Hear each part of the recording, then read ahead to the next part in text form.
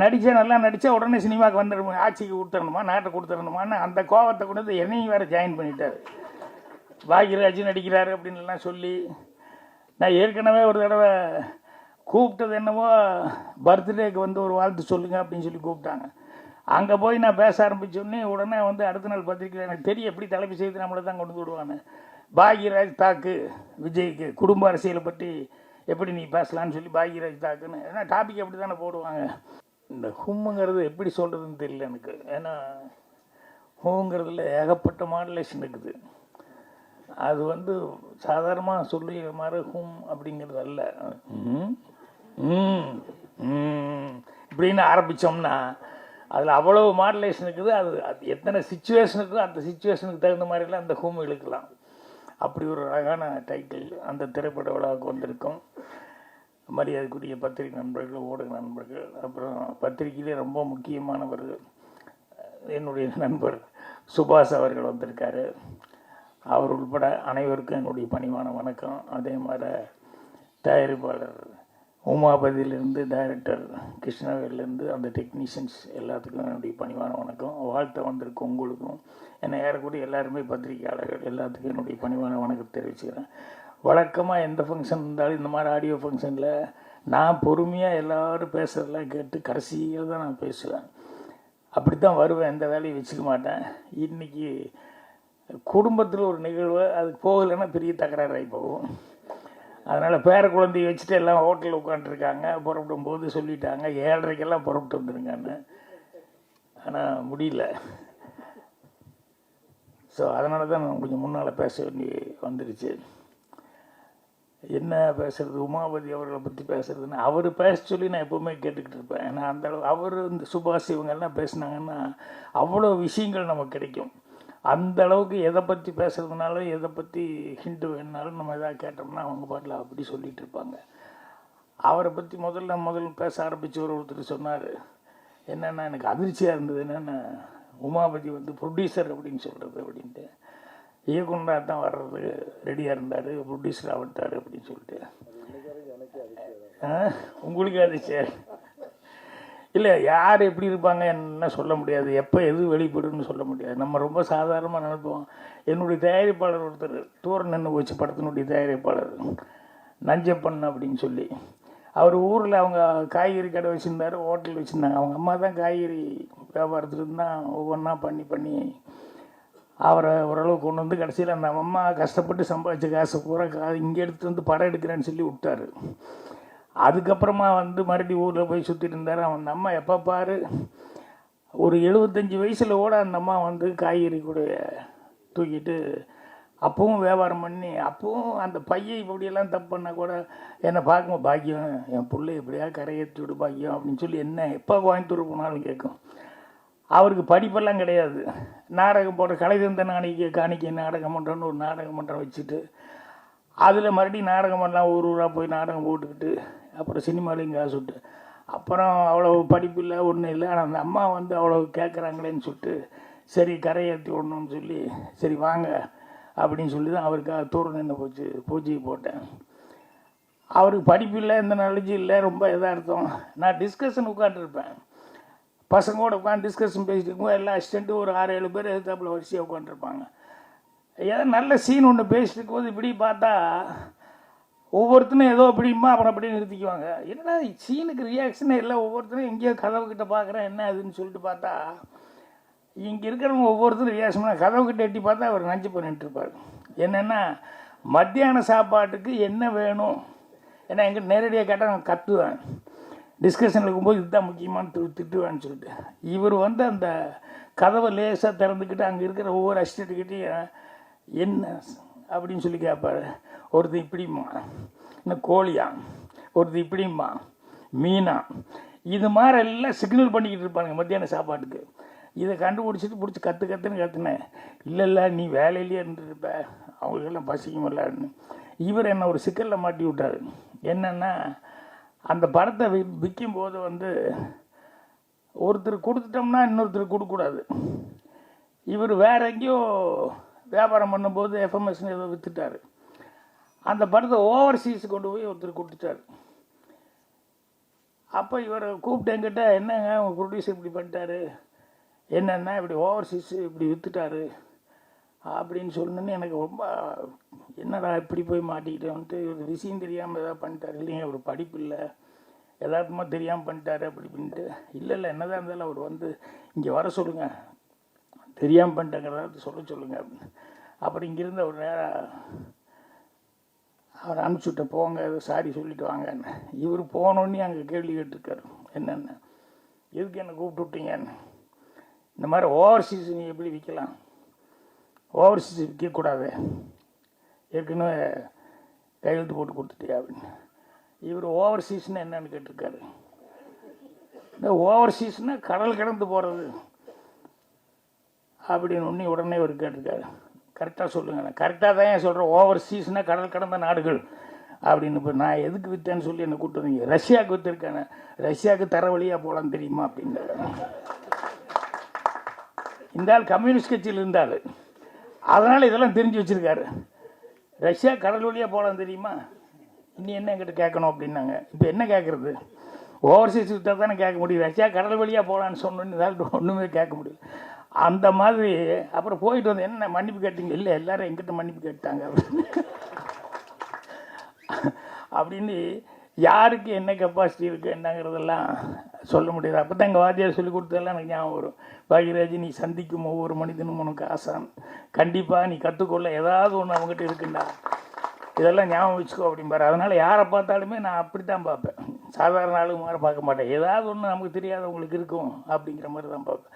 இன்றைக்கி பாருங்கள், அவர் யாருன்னு எனக்கு தெரியல, சினிமா வந்து முதல்ல காமெடி. அது என்னென்னா, அவருக்கு அந்த கிருஷ்ணவேல் அவர்கள் வந்து யார்கிட்டையும் வேலை பார்க்கல அப்படின்னாரு. சரி, சுயம்புவா இப்படி நிறைய பேர் வர்றதுக்கான வாய்ப்புகளுக்கு சினிமாவில் நிறைய பேர் அப்படி இருந்திருக்காங்க அப்படின்னு. அதை விட அடுத்தது சொன்னது, சினிமா இப்படி ஆகி போச்சா அப்படின்னு எனக்கு ரொம்ப என்னென்னா, விவேகா பாடலாசிரியர், அவர் இவரை பற்றி டைரக்டரை பற்றி ஏதோ கேட்குறேன் நான். அவர்கிட்ட நீ யார்கிட்ட வேலை பார்த்தீங்கன்னு கேட்டு, அப்புறம் நானே இப்போ தான் அவரை பார்க்குறேன் டைரக்டர். யார், விவேகா. ஏங்க நீங்கள் படத்தில் பாட்டு எழுதுனீங்கல்ல அப்படின்னா, ஏன்னா இப்போல்லாம் யார் கூட பாடுறாங்கன்னு தெரியாது. அந்த மாதிரி மியூசிக் கூப்பிடுவார், பாட்டு பாட சொல்லுவார், எந்த படம்னு கூட தெரியாத அளவுக்கு பாடிட்டு போயிடுவாங்க. அப்படி இருக்கிறது ஓகே. பாடலாசிரியர் டைரக்டரே மீட் பண்ணாமல் எப்படி இப்போ தான் மீட் பண்ணேன்னு என்னென்னா, இல்லை ஃபோன்லேயே பேசிக்கிட்டோம், ஃபோன்லேயே என்ன, நான் ரொம்ப அட்வான்ஸாக போயிடுச்சுப்பா சினிமா அப்படிங்கிற அளவுக்கு. அப்போ தான் இன்னொருத்தர் சொல்கிறார், படமெல்லாம் ஓடணும் அப்படின்னா இப்படியெல்லாம் இருந்தால் நல்ல கதை இப்படி கிடைக்கும், ஏன்னா எல்லோரும் கலந்து பேசி பண்ண வேண்டியது. அது சொன்னோன்னே ரொம்ப அட்வான்ஸாக இருக்குது அப்படின்னு நினச்சிட்டேன். உமாபதி அவர்கள் இந்த படம் வந்து அவர் கண்டிப்பாக, ஏன்னா அவருக்கு வந்து எனக்கு நான் சொன்ன மாதிரி நிறைய விஷயங்கள் அவர்கிட்ட ஏதோ கேட்டாலும் ஃபிங்கர் டிப்ஸில் வச்சுட்டு சொல்லுவார், தெரியலன்னா கூட உடனே தெரிஞ்சுக்கிட்டு உடனே ஃபோன் பண்ணி பேசுவார். அவர் அந்த அளவுக்கு இதானவர். அவர் வந்து இப்போ சினிமா எடுத்திருக்கார் அப்படின்னு சொன்னோம்னா ரொம்ப யோசனை பண்ணி அடுத்த மைல்களை தொடரணும் அப்படிங்கிறது அவருடைய டார்கெட்டாக இருக்குது. அதை தொட்டுட்டார், அதுக்கு என்னுடைய வாழ்த்துக்கள். அதோடு அந்த பழைய ஃப்ரெண்ட்ஷிப் எங்கூட வேலை பார்த்த ஒரு விடக்கூடாது ஃபோட்டோகிராஃபர், அவரையும் கூப்பிட்டு ஒரு ப்ரொடியூசராக வந்து பண்ணியிருக்காரு பாரு. அதனால் அந்த நட்பு அப்படிங்கிறதும் விடக்கூடாது அப்படின்னு பண்ணிட்டுருக்காரு. அதனால் கூடிய சீக்கிரமே அவர் கனவு கண்டிருக்கிற அந்த இயக்குனர் அதுக்கும் வர்றதுக்கு அட்வான்ஸாக வாழ்த்துக்களை தெரிவிச்சுக்கிறேன். நிறைய உமாபதி பற்றி பேசுகிறத கேதர் பண்ணணுன்னு நினச்சிக்கிட்டு வந்தேன். அவர் எதுக்கு சொல்ல வந்தேன்னா, அவர் என்ன யூடியூப் ப்ரொடியூஸ், அவருக்கு ஆர்மாலே என்ன கோவம் தெரியல, நல்லா நடித்தா உடனே சினிமாவுக்கு வந்துடணும், ஆட்சிக்கு கொடுத்துடணுமா, நாட்டை கொடுத்துடணுமான்னு அந்த கோவத்தை கொண்டு என்னையும் வேறு ஜாயின் பண்ணிட்டார். பாக்யராஜ் நடிக்கிறாரு அப்படின்லாம் சொல்லி, நான் ஏற்கனவே ஒரு தடவை கூப்பிட்டது என்னவோ பர்த்டேக்கு வந்து ஒரு வாழ்த்து சொல்லுங்கள் அப்படின்னு சொல்லி கூப்பிட்டாங்க. அங்கே போய் நான் பேச ஆரம்பித்தோடனே உடனே வந்து அடுத்த நாள் பத்திரிக்கையில் எனக்கு தெரியும் எப்படி தலைப்பு செய்து நம்மளை தான் கொண்டு விடுவான்னு. பாக்யராஜ் தாக்கு விஜய்க்கு குடும்ப அரசியலை பற்றி எப்படி நீ பேசலான்னு சொல்லி பாக்யராஜ் தாக்குன்னு, ஏன்னா டாபிக் அப்படி தானே போடுவாங்க. அந்த மாதிரி இப்போ இவர் வந்து யூடியூப் அவர் வந்து அவருடைய அரசியலில் வந்து என்னையும் சேர்த்து ஜாயின் பண்ணிக்கிட்டாரு. பரவாயில்ல, இது பத்திரிக்கையாளர்களும் நிறைய பேர் இருக்காங்க, உமாபதி தயாரிப்பாளரே ஒரு பத்திரிக்கையாளங்கிறதுனால இதெல்லாம் வரும், அது வரணும். அப்புறம் அந்த ஜீவா அவர் கூட நல்ல விஷயங்கள் பேசினார்.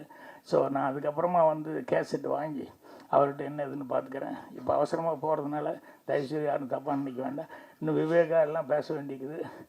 ரொம்ப சந்தோஷம். மீண்டும் ஏங்க படம் சக்ஸஸ் ஆகணும், சக்ஸஸ் ஆனதுக்கப்புறம் உங்களை ஏங்க கீழே இன்றைக்கு நீங்கள் மேலே வாங்க, நீங்கள் மேலே வந்தாச்சு. நீங்கள் என்னுடைய மனமார்ந்த வாழ்த்துக்கள் தெரிவிச்சுக்கிறேன். நன்றி, வணக்கம். மாலை பொழுதில் ஆரம்பித்து முன்னிரவு தாண்டியும் நள்ளிரவு நோக்கி நடந்து கொண்டிருக்கிற இந்த நிகழ்வில் கலையாமல் உட்கார்ந்திருக்கிற கலை உள்ளங்களுக்கு எனது வணக்கங்கள். அரசியல் சூழ் அரங்கம் இது.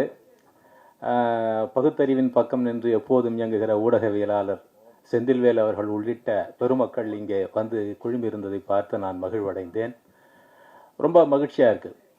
உமாபதி அவர்களை பொறுத்த வரைக்கும் அவர் நிறைய பெரிய பெரிய பத்திரிகைகளிலே பணியாற்றி இருக்கிறார். அவரை நான் அதிகமாக பழக்கமானது எப்போது என்றால் கம்போடியாவின் கலாச்சார தலைநகரான ஷியாம் ரீப் நகரிலே, அது அங்கோர் வாட்டிலேருந்து ஒரு 5 கிலோமீட்டர் தூரத்தில் இருக்கிற ஒரு பெருநகரம். அந்த நகரத்தில் நான் உலக தமிழ் கவிஞர்கள் மாநாட்டுக்கு சிறப்பு விருந்தினராக போயிருந்த போது அங்கே வந்திருந்தார். அவர் எல்லா கடல் கடந்து எல்லா இடத்துக்கும் அவரும் தமிழோடு போகக்கூடியவர். அங்கே தான் அவர் எனக்கு அதிகமாக பரிச்சயமானார். அதுக்கு பிறகு நல்ல நட்பு அவரோட.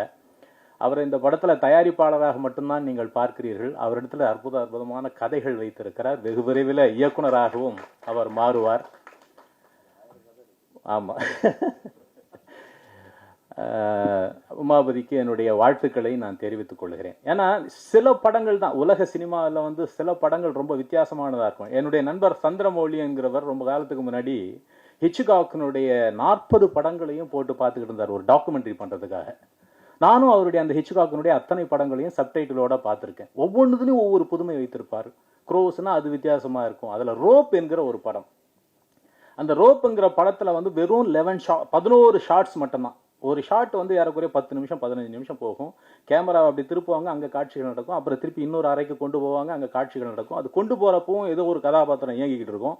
அந்த படத்தை அவ்வளவு நுட்பமாக செய்திருப்பார். ரோப் என்கிற ஹிட்ச்காக்கினுடைய படத்தை நீங்கள் வாய்ப்பு இருந்தால் பாருங்கள். வெறும் 11 ஷார்ட்ஸ் தான், டைட்டில் கார்டு உட்பட வெறும் 11 ஷார்ட்ஸ்லாம் அந்த படம் எடுக்கப்பட்டிருக்கும். எங்கேயுமே பிரேக் ஆகிருக்காது. ஒரு 10 இடங்களில் மட்டும்தான் கட் பண்ணியிருப்பாங்க. அது ஏறக்குறைய அந்த நிகழ்காலத்திலேயே முடிக்கப்பட்ட படம் என்பது போல இருக்கும் அந்த படம். அது ஒரு வித்தியாசமான படம் என்று பார்த்தா, அதுக்கப்புறம் நம்ம இப்போ சமீபத்தில் நம்ம 12B ரன்லோலா ரன் படத்தினுடைய இதுன்னு சொல்லுவாங்க. இப்படி நடந்திருந்தால், அப்படி நடக்காமல் இருந்தால், 12B பஸ்ஸில் அவர் ஏறி இருந்தார், எல்லாம் ஏறாமல் இருந்தால் என்ன நடந்திருக்கும் அப்படிங்கிறத வித்தியாசமான கோணத்தில் படமாக்கினார்கள் ஒரு பக்கம். அது மாதிரி ஏராளமான உலக படங்கள் பார்த்தீங்கன்னா வித்தியாசமான சிந்தனைகளோட இயங்குவதை நாம் பார்த்துருக்கிறோம்.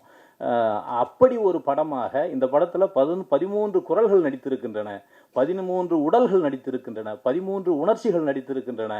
ஆனால் அவர்களது முகங்கள் மட்டும் வெளியே தெரியவில்லை என்பது ஒரு வித்தியாசமான இந்த படத்தினுடைய தனிப்பட்ட முகவரி என்று நான் நினைக்கிறேன். இந்த படத்தினுடைய முகவரியே அதற்கு முகமே இல்லை என்பதுதான். இன்னொன்று பார்த்தீங்கன்னா, இப்போ யாரோ பேசும்போது கூட குறிப்பிட்டார்கள், அது ரொம்ப அழகா. நீங்கள் பொதுவாக ஒரு படத்தில் கதாநாயகனை பார்த்துக்கிட்டு இருப்போம், கதாநாயகியை பார்த்துக்கிட்டு இருப்போம், அவங்க ஆடுறதை பார்த்துக்கிட்டு இருப்போம். அந்த குழு நடனக்காரர்களை எப்போதும் நாம் உற்று நோக்குவதே இல்லை. அவர்கள் அலட்சியப்படுத்தப்படுவார்கள். எந்த டான்ஸில் கூட பார்த்தீங்கன்னாலும் நடனம் விடுகிறவர்களில் அந்த 2 கதாபாத்திரங்களை தவிர மீதி இருப்பவர்களை அட்மாஸ்பியர் ஆர்டிஸ்ட்னு அவங்களை கண்டுக்கவே மாட்டோம். ஆனால் இந்த படத்தை பொறுத்த வரைக்கும் அந்த படகு ஓட்டுறவரை மட்டும்தான் பார்க்க முடியும். நம்ம அவர் முகர் தான், அவர் தான் இங்கே கதாநாயகன். கதாநாயகன் 2 பேருடைய முகமும் காணப்படவே இல்லை நமக்கு. அப்படிங்கிறது பெரிய ஆச்சரியம். இது பட உலகில் ரொம்ப ஒரு புதுமையான முயற்சி என்று நான் பார்க்கிறேன். அதே போல் இந்த படத்துக்கு இசையமைத்திருக்கிற ஹேமச்சந்திரன் அவர்கள் ரொம்ப அழகாக, அவர் பேசுனது கூட நல்லா அழகு தமிழில் பேசினார், நல்லா இசையமைத்திருந்தார். அவருக்கு என்னுடைய நன்றிகளை தெரிவித்துக் கொள்கிறேன். அதே போல் இயக்குனர் கருஞ்சட்டைக்காரர் கிருஷ்ணவேல் அவர்களுக்கும் என்னுடைய வாழ்த்துக்களை தெரிவித்துக் கொள்கிறேன். இதில் உமாபதி எவ்வளவு உழைத்தார் என்று நான் பார்க்கிறேன். அந்த படத்தை ரொம்ப அழகாக ஒரு தயாரிப்பாளராக ஒரு மிகச்சிறந்த படத்தை கொண்டு வர வேண்டும் என்பதற்காக எவ்வளவு உழைத்தார் என்பதை நான் கண்கூடாக பார்த்தேன். அவ்வளவு அழகான உழைப்பு மிகச்சிறப்பாக அந்த பாடலின் அந்த காட்சி பதிவிலே தெரிவதை நான் உணர்ந்தேன். அவ்வளோ அழகான ஒரு காட்சிப்படுத்தி இருக்கிறார். பாடலை கேட்க கேட்க ரொம்ப சுகமாக இருக்கிறது. அவருக்கு என்னுடைய நன்றிகளை நான் இந்த நேரத்தில் தெரிவித்துக் கொள்கிறேன். பாக்யராஜ் சார் இங்கே சொன்னார், என்ன டைரக்டரே பார்க்காம பாட்டு எழுதிட்டீங்களா அப்படின்னு. இது இப்போ இல்லை, 10 வருஷத்துக்கு முன்னாடியே மாறிடுச்சு. சுந்தர்சி சார்லாம் அங்கேருந்து எனக்கு அஜர்பைஜானில் இருக்கிறேன் 3 டூயட் பார்சல் அனுப்பிச்சிருங்க பாரு. அழகாக டியூன் 2 டூயட்டு ஒரு இந்த மாதிரியான சாங்கு நீங்கள் எழுதி அனுப்பிச்சிருங்கன்னு சொன்னார்னா டியூனை வாங்கி அழகாக எழுதி அனுப்பிச்சா அவர் என்ன ஏது சின்ன சின்ன கரெக்ஷன் இருந்ததுன்னா ஃபோன்லேயே சொல்லிடுவோம். இடையில் ஜூம் மீட்டிங்லலாம் நாங்கள் கம்போஸ் பண்ணியிருக்கோம். நிறைய பாடல்கள் டைரக்டர் ஒரு நாட்டில் இருப்பார், இசையமைப்பாளர் ஒரு நாட்டில் இருப்பார், நாம் ஒரு இடத்துல இருப்போம். 3 பேர் ஜூம் மீட்டிங்கில் எல்லாம் கம்போசிங் நடக்கிற சூழல்கள் எல்லாம் ரொம்ப முன்னாடியே வந்துருச்சு. நம்ம ஏறக்குறைய அந்த கொரோனா காலகட்டத்தில் நாம் வந்து அந்த கிளாசிக்கல் வழியை விட்டு இன்னொரு இடத்துக்கு ஒரு மாடர்ன் உலகத்தை நோக்கி நாம் வந்து விட்டோம் முழுக்க முழுக்க. அப்போ வந்து என்ன பண்ண, இன்னைக்கு இருக்கிற டெக்னாலஜி அது நம்மளுடைய நேரத்தை அது வந்து குறைக்குது. வாட்ஸ்அப்பில் டியூன் அமைச்சிட முடியும், வாட்ஸ்அப்பில் டியூனை கேட்டுடலாம். ஏதேனும் சந்தேகம் இருந்தால் இசையமைப்பாளரையோ இயக்குனரையோ அழைத்து கேட்க முடியும். எல்லாமே வந்து ரொம்ப சர்வசாதாரணமாச்சு. நான் ஆரம்பத்தில் பாட்டு எழுதும்போது பார்த்தீங்கன்னா, நீ வருவாயனா வானத்தை போல படங்களுக்கெல்லாம் பாடல் எழுதுகிற ஆரம்ப காலத்தில் பார்த்தீங்கன்னா, நான் வந்து ஒரு நோட்டு பேப்பரில் உட்காந்து எழுதிட்டு இருப்பேன். நடுவில் ஒரு வரி தப்பாச்சுன்னா இப்படி அதை அடிச்சுட்டு எழுதுனா நல்லா இருக்காதுன்னு அந்த தாளை முழுக்கவும் கிழித்து விட்டு திருப்ப அதை படி எடுத்து கொடுப்போம் ஒரு காலத்தில். இப்போ வந்து தாள்கள்லேயே எழுதுவது போயிடுச்சு. நேராக கம்ப்யூட்டரில் எழுதுகிறோம், லேப்டாப்பில் எழுதுகிறோம், அல்லனா ஐபேடில் எழுதுகிற ஒரு சூழல் வந்துருச்சு. திடீர்னு ஒரு சின்ன தவறு வந்தது என்றால் கட் அண்ட் பேஸ்ட் இதை எடுத்து அங்கே போட்டு அழகாக அந்த பாடலை உடனே கொடுத்து விடும். நேர விரயத்தை தவிர்க்க முடியும். இன்னைக்கு வந்து ஒரு செய்தியை இன்னொரு இடத்துல கொண்டு போய் சொல்லுவதென்றால் நேரடியாக போய் சொல்ல வேண்டிய ஒரு காலம் இருந்தது தானே. தொலைபேசி கண்டுபிடிப்பதற்கு முன்பு, இது போன்ற இந்த தொலைத்தொடர்பு ஊடகங்கள்லாம் கண்டுபிடிப்பதற்கு முன்பு ஒரு மனிதனுக்கு ஒரு செய்தியை சொல்ல வேண்டும் என்றால் நீங்கள் நேராக போய் தான் சொல்ல வேண்டும், அல்ல கடிதம் மூலமாக சொல்ல வேண்டும். அதற்கு ஏறக்குறைய ஒரு வாரத்துக்கு மேலே ஆகும். என்னுடைய நண்பர் சமீபத்தில் இயக்குனர் சுசீந்திரன் அவர் கூட ஒன்று சொன்னார். இப்போ வந்து இந்த தொலைபேசி வந்துட்டனால மனிதர்கள் உணர்ச்சியை தேக்கி வைப்பது முற்றிலுமாக இல்லாமல் போய்விட்டது. உடனே அவங்களுடைய உணர்ச்சியை வெளிப்படுத்துறான். ஒருத்த மேலே கோபம் வந்துச்சா அதை தெரியப்படுத்துறதுக்கு அடுத்த நிமிடமே அவனிடத்துல ஊடகம் இருக்கு. உடனே ஒரு செல்போன் அடிச்சு கெட்ட வார்த்தை பேசி அவனை காலி பண்ணிடுறோம். அந்த உறவு முறிந்து போய் விடுகிறது. ஒரு காலத்தில் என்ன ஆச்சுன்னா, ஒருத்த மேலே கோபம் வந்ததுன்னா அதை உடனே வெளிக்காட்ட முடியாது. அவனை மீண்டும் சந்திக்கிற போது தான் அதை சொல்ல முடியும். மனசுலேயே வச்சுக்கிட்டு இருப்போம். இடையில அந்த கோபம் ஆறி போகலாம், அல்லது அவன் பக்கம் இருக்கிற நியாயம் நமக்கு தெரிய வரலாம். முற்றிலும் நாம் அதை மாற்றிக்குவோம். ஆனால் இப்போ அந்த உணர்ச்சிகளை தேக்கி வைக்கிற பழக்கம் இல்லாமல் போய்விட்டது என்றெல்லாம் சொல்லுகிறார்கள். இது தொலைத்தொடர்பு ஊடகங்கள் அல்லது டெக்னாலஜியினுடைய வளர்ச்சியில் ஏற்படுகிற ஒரு பக்க விளைவாகத்தான் நாம் பார்க்கணும். மற்றபடி டெக்னாலஜி இல்லாமல் நம்ம வாழவே முடியாது. எந்த திசையிலே போனாலும் இனிமேல் தொழில்நுட்பத்தை நோக்கி தான் நாம் போக முடியும். நிறைய அப்படி கதை சொல்லுகிற சம்பவங்கள்லாம் எனக்கு வந்து தொலைபேசியிலே அமைஞ்சிருக்கு. பிரபுதேவா மாஸ்டர் ஒரு முறை ஒரு படத்துக்காக எனக்கு வந்து தொலைபேசியில் அழைத்தார், கைபேசியில் அழைத்தார். பொதுவாக பார்த்தீங்கன்னா நான் இரவு முழுக்க பாடல் எழுதிட்டு காலை நேரத்தில் தான் தூங்குவேன். அது ஒரு 5-6 மணிக்கெலாம் தூங்குகிற காலம் பெரும்பாலும் இருக்கும். அப்போ 11 மணி வரைக்கும் தூங்கிட்டு இருப்பேன். அவர் ஒரு 7-8:30 மணிக்கு எனக்கு ஒரு நாள் தொலைபேசியில் அழைக்கிறார். அது சொல்லுங்கள் மாஸ்டர் எப்படி இருக்கீங்க? நல்லா. அப்போ அவர் கதை சொல்கிறார். நான் இந்த கதை சொல்கிறேன் அப்படின்னு சொல்லிட்டு ஏறக்குறைய அரை மணி நேரம் கதை சொல்கிறார். கதை சொல்லி இந்த சூழலுக்கு ஒரு பாடல் எழுதுங்கள்னாரு. அப்படி இருந்துட்டு நான் தூக்குன அப்புறம் நீங்கள் யார் பேசுறது அப்படின்னு அவருக்கு வந்த கோபம் பார்க்கவே. அவர் உடனே விவேகா என்ன சொல்கிறீங்க, நான் பிரபுதேவா மாஸ்டர் பேசுகிறேன் அப்படின்னாரு. மாஸ்டர் சாரி மாஸ்டர், நான் நைட்டு ஃபுல்லாக பாட்டு எழுதிட்டு இப்போ தான் தூங்கிட்டு இருந்தேன், நீங்கள் பேசுன்னு கேட்கும். ஐயோ நீங்கள் தூங்குங்க, தூங்கி எழுந்து வந்துட்டு எனக்கு அப்புறம் ஃப்ரீயாக கால் பண்ணுங்க அப்படின்னாரு. அதுக்கு பிறகு அவருக்கு நான் தூங்கி எழுந்து மதியமாக தொலைபேசியில் அழைத்து அப்புறம் கதையை முழுக்க நான் கேட்டு அந்த படத்திலே பாடல் எழுதினேன், வெடி என்கிற படத்தில். அப்படி நிறைய நிகழ்வுகள் இருக்கும். இன்றைக்கி வந்து தொலைபேசி தொழில்நுட்பன்றதெல்லாம் பெரிய ஒரு வரமாக நமக்கு கிடைத்திருக்கிறது. அந்த வகையில் ஐயா பாக்கியராஜ் அவர்களோடு சந்தித்து தான் ஆக வேண்டும் என்ற நிர்பந்தம் தான் சந்திக்கலாம். இப்போ தயாரிப்பாளர்களோ இசையமைப்பாளர்களோ கூப்பிட்றாங்கன்னா அங்கே உட்காந்து சந்திக்கிறதுல ஒரு ஜெல் இருக்குது, ஒரு சந்தோஷம் இருக்குன்னா அதையும் செய்ய தயாராகத்தான் இருக்கிறோம். அது ரொம்ப ஒரு இயல்பான விஷயம். அதே போல் இங்கே ஊடகவியலாளர்கள் நிறைய பேர் வந்தாங்க. எனக்கு ரொம்ப மகிழ்ச்சி. ஏன்னா நிறைய அரசியல் அவங்களுடைய கலந்தாய்வுகள் எல்லாம் அவர் செந்தில்வேல் அவர்களுடைய நிறைய நிகழ்வுகள்லாம் நான் பார்த்துருக்கிறேன். அதே போல் ஜீவசகாப்தன் அவர்கள், மைனர் அவர்கள், அவங்களாம் தொடர்ச்சியாக வந்து அவர் ஒரு கருத்தியலோடு இயங்குகிற ஊடகவியலாளர்களாக பெருவெற்றி பெற்று கொண்டிருக்கிறார்கள். அதே போல் உமாபதி அவர்கள் பற்றி சொல்லவே வேணாம். அந்த வகையில் ஏன்னா இந்த உலகத்தில் விமர்சிக்கப்பட வேண்டும், எதுவுமே எல்லாவற்றையும் விமர்சிக்க வேண்டும், அல்லது விமர்சனம் இல்லாமல் வாழவே முடியாது. அரிஸ்டாட்டில் ஒரு முறை சொல்லியிருப்பார், if you don't want to be criticized do nothing, say nothing and be nothing அப்படின்னாரு. உனக்கு நீ விமர்சிக்கப்படக்கூடாது என்று நினைத்தால் நீ எதையும் பேசாதே, எதையும் செய்யாதே, எதுவுமாகவும் உருவாகாதே. நீ எதுவும் பேசலைன்னா எதுவும் செய்யலைன்னா நீ எதுவாகவும் உருவாகலைன்னா உன்னை எவனுமே கண்டுக்க மாட்டான், உன்னை எவனுமே விமர்சிக்க மாட்டான். சாப்பிட்டு வீட்டில் தூங்கியிருந்தா யாருமே நம்மை கண்டுகொள்ள மாட்டார்கள். எனவே விமர்சிக்கப்படுவது ஒரு அங்கீகாரம். விமர்சிக்கப்படுவது ஒரு அங்கீகாரம். இப்போ யூடியூப்ல நிறைய விமர்சிக்கிறாங்க, அதுக்கு நிறைய எதிர்பார்ப்பும் வருது. நான் அந்த கமெண்ட்ஸ் எல்லாம் படிப்பேன். அவ்வளோ அழகா நிறைய பேர் வந்து அந்த விமர்சனத்துக்கு இந்த யூடியூப்ல பேசுறதுக்கான விமர்சனங்கள் அவங்க இருப்பான். சில பேர் பார்த்தீங்கன்னா ரொம்ப வித்தியாசமா இருப்பான். அவன் ஒரே ஒரு டெம்ப்ளேட் ஒன்று வச்சிருப்பான். நயன்தாராவை பற்றி ஒரு செய்தி வருது, அல்லது ஒரு கீர்த்தி சுரேஷ் அவர்களை பற்றி ஒரு செய்தி வருது அப்படின்னா உடனே வேசி ஊடகமே இதுதான் முக்கியமான செய்தியா அப்படின்னு கீழே கமெண்ட் எழுதுறான். ஐயோ இவர் அரிஸ்டாட்டிலும் சாக்ரட்டிஸும் சேர்ந்த கலவை போல் இருக்கு, பெரிய பெரிய சித்தாந்தத்தெல்லாம் பத்தி எதிர்பார்த்துக்கிட்டு இருக்காரு போல் இருக்கு. அவர் டைம் லைன்ல போய் பார்த்தா தொடுகுறி சாஸ்திரத்தை எப்படி பார்ப்பது அப்படியா இருக்கும். இது மாதிரி அவலங்கள் எல்லாம் இருக்கும். அதுல எனக்கு ரொம்ப இந்த கமெண்ட்ல வந்து மிகப்பெரிய அழகுகள்லாம் நடக்கும். ஒரு ஒரு ஒரு ஒரு நபர் ஒருத்தர் கேட்டிருந்தார், என்னன்னா அம்பேத்கரை வந்து நீங்க வந்து டாக்டர் அம்பேத்கர்னு எப்படி சொல்லணும், அவர்னா எம்பிபிஎஸ் படிச்சாரா? எங்க கட்சியை சேர்ந்த தலைவர் எம்பிபிஎஸ் படிச்சார், அவரை டாக்டர் இது டாக்டர் அது என்று அழைப்பதிலே ஒரு நியாயம் இருக்கிறது. ஆனா இவர் எம்பிபிஎஸ் படிச்சாரா? டாக்டர் அம்பேத்கர்னு எதற்கு நீங்கள் அழைக்கிறீர்கள்னு ஒருத்தன் கீழே கமெண்ட் எழுதியிருக்கான். அவனுக்கு இருந்த அந்த அறிவோடு அவன் எழுதியிருக்கிறான். அதுக்கு இன்னொருத்தர் கீழே அதுக்கு சப் கமெண்ட் எழுதியிருக்காரு. அதுக்கு பக்கத்துல, தம்பி அம்பேத்கர் டாக்டர் தான், உங்கள் டாக்டர் நோய்க்கு மனித நோய்க்கு ஊசி போடுகிறவர், அம்பேத்கர் என்கிற டாக்டர் இந்த சமூகத்தில் இருக்கிற நோய்க்கு ஊசி போடுகிறவர்னு போட்டான். எவ்வளவு பெரிய சிந்தனை பாருங்க. ரொம்ப சர்வசாதாரணமா ஒரு கமெண்ட்ல ஒருத்தன் அதை எழுதுறான். அப்படி பெரும் பெரும் சித்த அழகுகள் அறிவுகள் எல்லாமே வந்து விமர்சனங்களிலே பார்க்க முடிகிறது. இன்றைக்கு ஊடகவியலாளர்கள் மிக அற்புதமாக அதை மேற்கொண்டு வருகிறார்கள். நான் இப்போ சமீபத்தில் சிஸ்மியாவினுடைய தலைவராக பொறுப்பேற்றுக் கொண்ட பிறகு, south Indian social media influencers association என்கிற அமைப்பின் தலைவராக பொறுப்பேற்றுக் கொண்ட பிறகு நிறைய ஊடகவியல் நண்பர்களை சந்திக்கிறேன். நிறைய பேர் பார்க்குறேன், நிறைய புது புது விஷயங்களை நோக்கி வருகிறார்கள். எப்படியோ தன் மீது கவனம் வர வேண்டும் என்பதற்காக, அட்டென்ஷன் சீக்கிக்காக பல விஷயங்களை செய்கிறார்கள். அவருடைய வாழ்க்கையில் அவர்கள் வெற்றி அடைந்து கொண்டிருக்கிறார்கள். பெரிய மகிழ்ச்சியாக இருக்குது. உமாபதியை பொறுத்த வரைக்கும் இந்த படத்தை ரொம்ப அழகாக எடுத்திருக்கிறாரு, ரொம்ப நுட்பமாக எடுத்திருக்கிறாரு, ஒரு புதிய தொழில்நுட்பத்தோடு எடுத்திருக்கிறாரு. இந்த இருக்கிற இந்த கட்டுப்பாட்டுக்குள் எப்படி இந்த படத்தை இவ்வளவு சிறப்பாக கொண்டு போய் மக்களிடத்திலே சேர்ப்பது என்பதற்காக மிக நுட்பமாக தேர்ந்து அதை எழுதியிருக்கிறார். அவருடைய இயக்குனருடைய உழைப்பும் அல்ல, தயாரிப்பாளர் உமாபதியினுடைய உழைப்பும் அந்த படத்தில் பெருமளவுக்கு இருப்பதை நான் உணர்ந்திருக்கிறேன். அவருக்கு இந்த படத்தில் நான் பணியாற்றியதில் பெரும் மகிழ்ச்சி. இந்த படம் பெரிய வெற்றி அடைய வேண்டும். ஏன்னா நீங்கள்லாம் இவ்வளோ நேரம் இந்த நிகழ்ச்சிக்கு காத்திருப்பதற்கு காரணம் அவர் மீது வைத்திருக்கிற பற்றும் என்று நான் அறிகிறேன். ஏன்னா ஒரு பத்திரிகையாளர், ஊடகவியலாளரில் ஒருத்தர் வந்து நல்ல உயரத்துக்கு போறாருன்னா அவரை வாழ்த்த வேண்டும் என்கிற எண்ணத்தோடு இங்கே வரிசையாக வந்து வாழ்த்தி கொண்டிருக்கிற உங்களை நான் பார்த்து மகிழ்வடைகிறேன்.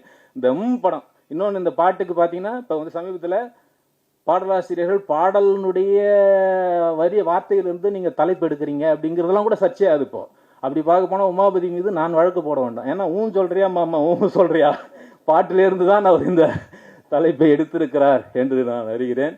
அந்த வகையில் இந்த படம் மிகப்பெரிய வெற்றி அடைய வேண்டும் என்று வாழ்த்தி விடைபெறுகிறேன். நன்றி, வணக்கம்.